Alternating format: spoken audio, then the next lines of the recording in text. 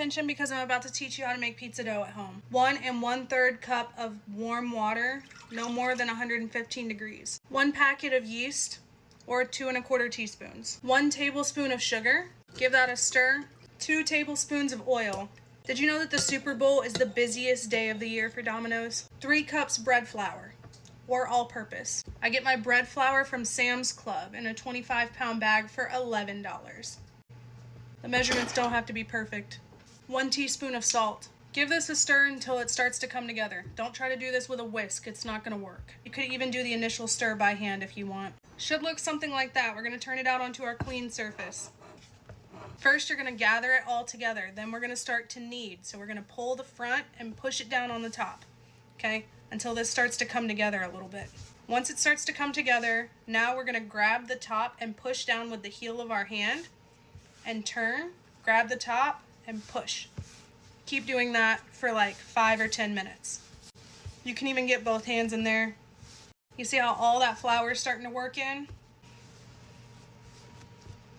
It's been 2.5 minutes, and if you have a life like I do, just stop kneading it here. Take your same bowl, you don't have to clean it. Literally, who cares? Spray the bowl. We're gonna put it in top down first, swirl it around, flip it over, cover this with plastic wrap. I'll see you back in about 1.5 hours to 2 hours. And when I say cover it with plastic wrap, this is what I mean. I cover it tightly with plastic wrap. Now I'm just gonna set it on the counter. See you in 1 hour. It's been 1.5 hours. This is what the dough looks like. Now you need to punch it down. Why do we punch it down? Just follow the recipe, okay? Gets the air out. Boom. Now we're gonna take it out onto the surface. This is gonna make 2 pizzas. You can also make 3 pizzas out of this.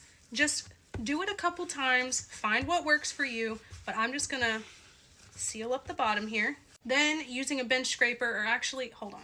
Y'all always leave comments, what if I don't have a bench scraper? Do you have a knife? Okay, cut it in half.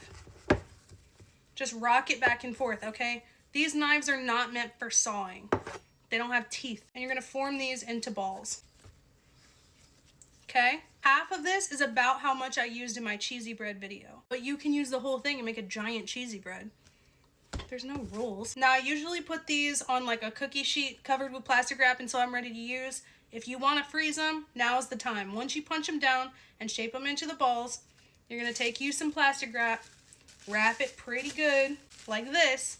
Then you're going to put it in a Ziploc bag and make sure you label what it is. If you do store it in the fridge, like in a bowl or something, do not punch it down again.